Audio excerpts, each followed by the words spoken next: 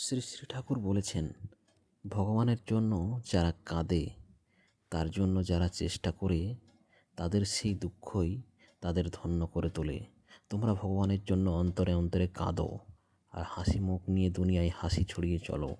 তোমাদের কোনো ভাবনা নেই, তোমাদের অন্তরের আকৃতি তার প্রতি তোমাদের অচ্যুত অনুরাগী তোমাদেরকে ঠিক পথে পরিচালিত করবে। আর চলার পথে ভুল ত্রুটিও যদি কিছু হয় তাতে ঘাবড়ে যেও না।